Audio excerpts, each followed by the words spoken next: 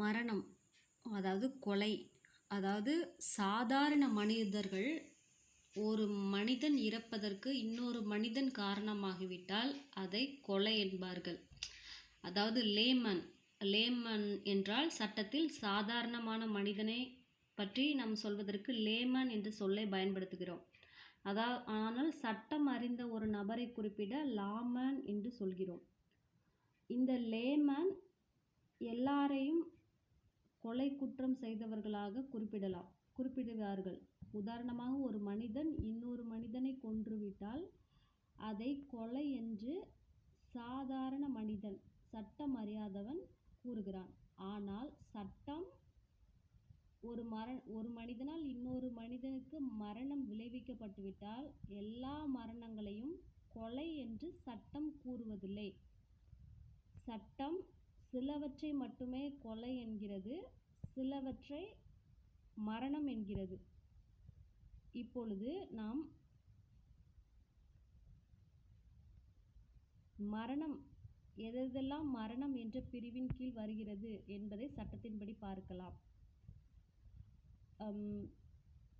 சட்டம், அதாவது இந்திய தண்டனை சட்டம் பிரிவு 300 ஆனது மரண தண்டனை கொலையை பற்றி கூறுகிறது. அந்த பிரிவு 300இல் கொலை பற்றி கூறப்பட்டுள்ளது. ஆனால் இந்த கொலைக்கும் சில விதிவிலக்குகள் உள்ளன. அதாவது ஒரு மனிதன் இன்னொரு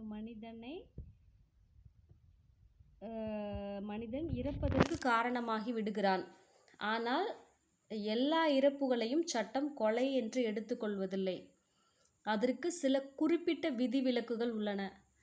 நாம் இந்த வீடியோவில் அந்த ஃபஸ்ட்டு விதிவிலக்கு, அதாவது கொலை என்ற பிரிவின் கீழ் வரும் இந்த மரணம் கொலை என்ற வரையறைக்குள் வராது. அதாவது கொலைக்கு விதிவிலக்குகள் உள்ளன.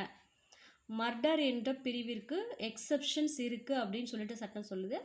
அந்த எக்ஸப்ஷன்ஸை பார்க்கலாம். ஃபஸ்ட்டு எக்ஸப்ஷன் என்ன சொல்லுதுன்னா, முதல் விதிவிலக்கு என்ன சொல்லுதுன்னா, ஒரு கொலை அப்படின்னு சொல்லிட்டு சாதாரண மனிதன் ஒன்றை கொலைன்னு சொல்கிறான். ஆனால் சட்டம் அதை கொலைன்னு சொல்லலை. அது என்ன விதிவிலக்கில் அதை கொலைன்னு சட்டம் சொல்லலை அப்படின்னா, ஒரு மனுஷன் இன்னொரு மனுஷனுக்கு ஒரு திடீர்னு ஏதோ ஒன்று பண்ணுறான். அதனால் அந்த மனிதன், பாதிக்கப்பட்ட மனிதன் தன்னோட செல்ஃப் கண்ட்ரோல், சுய கட்டுப்பாட்டை இழந்து கடுமையான மற்றும் திடீர் கோபமூட்டலுக்கு ஆளாகி, கிரேவ் அண்ட் சடன் ப்ரொவகேஷன், கடுமையான திடீர் கோபமூட்டலுக்கு ஆளாகி அதனால் கண்ணிமைக்கும் நேரத்தில் உடனே அந்த நிகழ்வை சம்பவத்தை கேட்ட உடனேயே கொலை செய்து விடுகிறான். அதாவது அந்த செகண்டுக்கு முன்னாடி வரைக்கும் அந்த எதிரில் நிற்கிற மனிதனை கொலை பண்ணணும்னோ இவனுக்கும் அவனுக்கும் எந்த சம்மந்தமோ எதுவுமே இருந்திருக்காது. சம்மந்தம் இருந்திருக்காது மீன்ஸ்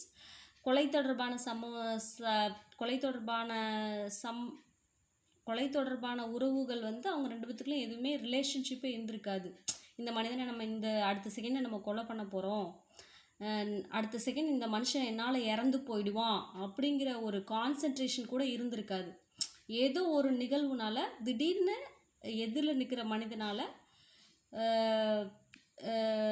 கொலை செய்கிற நபர் ஒரு திடீர்னு கோவமூட்டலுக்கும் கடுமையான ஆத்திரத்துக்கும் உள்ளாகி தன்னுடைய சுய கட்டுப்பாட்டை இழந்து உடனே கண்ணிமைக்கும் நேரத்தில் ஆன் தி ஸ்பாட்டில் கொலை பண்ணுறது தான் சட்டம். கொலைங்கிற குற்றத்துக்குள்ளே வராது. அதற்கு பதிலாக அது மரணம் தான் ஆகும். அது நாட் அமௌண்ட் வென் இதை சட்டம் என்ன சொல்லுதுன்னா, when culpable homicide is not murder. இதை கொலைங்கிற வரையறைக்குள்ளே சட்டம் கொண்டு வராது. இதை மரணங்கிற வரையறைக்குள்ளே தான் உள்ளடக்கும். இந்த மாதிரியான சூழ்நிலைகளை மரணங்கிற வரையறைக்குள்ளே தான் நாங்கள் வச்சுப்போம் அப்படின்னு சொல்லி சட்டம் சொல்லுது. இதற்கு ஒரு ஃபேமஸ் கேஸ் இருக்குது ஐபிசியில். அதாவது KM Nanavati versus state of Maharashtra. இது 1962 நடந்த சம்பவம். இந்த சம்பவத்தில் KM நானாவதி ஒரு கப்பற்படையில் ஒரு கப்பற்படை அதிகாரியாக இருக்கிறாரு. அவருக்கு சில்வியான்னு ஒரு ஒய்ஃப் இருக்காங்க. அந்த சில்வியாங்கிற ஒய்ஃபு அஹூஜாங்கிற தன்னோட ஹஸ்பண்டோட ஃப்ரெண்டு கூட பழகுறாங்க. அதாவது அந்த கப்பற்படை அதிகாரியோட ஃப்ரெண்டு அகுஜா கூட சில்வியாவுக்கு ஒரு தொடர்பு உருவாகுது. அது நாளடைவில் கள்ள தொடர்பாக மாறுது. இப்போ கப்பற்படையில் வருஷங்களுக்கு 2 டைம் 3 டைம் லீவ் கிடைக்கும்ல, அந்த மாதிரி அவர் கப்பற்படையில் கப்பலில் ஒர்க் முடிச்சுட்டு வீட்டுக்கு வரும்போது இந்த மாதிரி கேள்விப்படுறாரு.